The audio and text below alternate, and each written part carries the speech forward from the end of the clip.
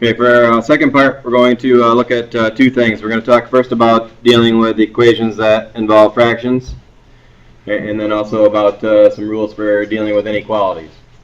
So, when we have an equation like this that has some fractions in it, even if it's just one fraction, could be 1, 2, 3, could be 10 fractions, okay, it's going to be much easier to deal with, okay, in terms of the solving process if we clear the fractions, okay. So in general, clearing fractions is going to involve a couple steps. The first is decide on the common denominator.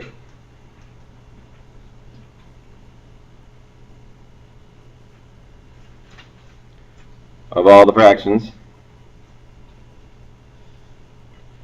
that you see. So in our case, in this example, that's pretty easy to do because there's only one denominator, so it's pretty clear that 4 is the common denominator. Okay. If I had a 4, a 2, and an 8, of course, then my 8 would be the common denominator. Okay. And then 2 is we're going to multiply both sides by the common denominator.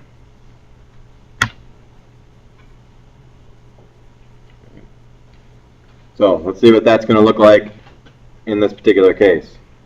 If I take 4 and I multiply by 10y minus 4 over 4, on the left side of the equation, we'll focus on the left first, and then we'll do the right. Okay. In this particular case, if I have this and I have simply a 4 on the bottom, okay, those 4's are going to cancel out.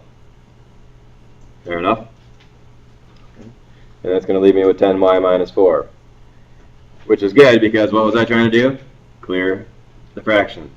I want the fractions gone. Okay. Now, on the right-hand side, if we do y over 4 plus 2, we have a little bit different issue here because you'll notice that there's a plus sign between these two, which means we're going to have to use the distributive property. Okay. So when we use the distributive property here on this side, when we do y over 4 times 4, the 4's would certainly cancel out. And then we have to make sure, though, that this becomes an 8. You can't just multiply by just the fraction parts. The entire side has to get multiplied by the common denominator. But ultimately, what did that do for us? That made our equation that looked kind of like a mess turn into a fairly simple equation, didn't it? And then from here, we would go ahead and use our solving process. Get the y's together first. Add 4 to both sides. And then divide by 9. And my final answer then would be not 12/9 because that's not reduced.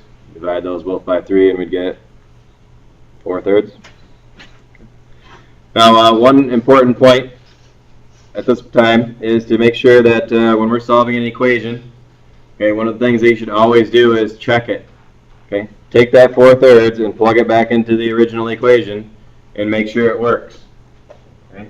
If we have an equation solving test in this class, okay, should I really even have to correct it? Shouldn't you be able to turn it in and you tell me what you got on it? And if you got them all right, I mean, you can check them all and make sure that they're all right. If they're not right, if you check it and it doesn't check out, then, change it, fix something. Okay, but if it's an equation solving test, you should be able to tell me what you got on it. I do want to point out one thing here with the graphing calculator, just to make sure we're clear on the checking part here that we can check with the calculator. We can, even though there's not a fraction key here, if we do the top of this left-hand side, we write 10, and then in our case 4/3 minus 4 divided by 4, we get 2 1/3. Okay, so again, show up a little there. There we go. So when you do a fraction, if you're checking with a fraction, make sure the fraction's in parentheses. Okay, and also if we do it on the left side, we'd have 4/3 divided by 4 plus 2. And we can see they both give 2 1/3, so that checks out and we're good to go. Okay.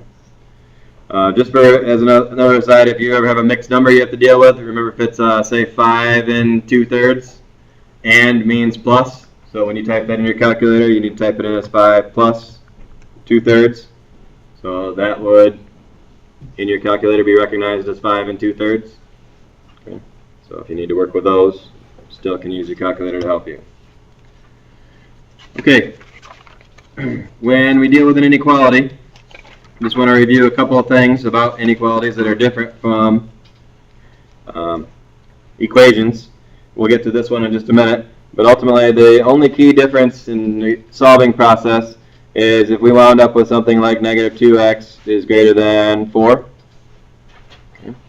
Because what the multiplication property of inequality states is that is the same thing as the equality, except for if we have to divide or multiply by a negative, okay, we have to change the sign. So one rule that we have to remember from algebra is that if we divide or multiply by a negative in our last step to get that x by itself, okay, we have to change the sign. Okay. And one more thing I want to mention about checking. Okay. When we check an inequality, it's really a two-part process, because whatever number we come up with, we should check it by plugging it in there and making sure that both sides are the same. So negative 2 in here would certainly give me negative 2 times negative 2 is 4. So that part checks out. And then the other thing I would do is pick something that is in this solution set, because remember the solution here, this is an infinite amount of numbers here that make this sentence true. It's not just negative 2 this time. Okay, so something less than negative 2 might be, say, negative 4, for instance. Okay, and so pick something that's in the solution set that's not the actual number. Okay, and check that too. So if I do negative 2 times negative 4, that gives me positive 8. And so the question is 8 greater than 4? Does 8 make the sentence true, or does negative 4 make the sentence true also? Certainly, because 8 is definitely bigger than 4. Okay. All right. Two things I want to show you on this problem. First of all, the clearing fractions part. Okay, so the first question is, what would I multiply by here? The common denominator for 2 and 3 would be 6. And notice that I have a double inequality this time. Okay. And we'll get to the solving part of that in a minute, but first of all, let's clear the fractions and make it a simpler one. So there's 4 parts, we'll multiply that by 6, each of them. So if I go 5/3 times 6, okay, that's going to be 10. If I do 2/3 times 6, okay, that's going to be 4. Half times 6 is 3. 4/3 times 6 is 8. So with that said, we got rid of the fractions. And now let's move on to the solving part. We still want to get x alone. That's still our goal. When we have a double inequality, the variable is generally going to be in the middle. So we'll go minus 4. And notice that instead of minus 4 on both sides, since there's essentially 3 sides, okay, we do it to all 3 parts. So then our next sentence would read,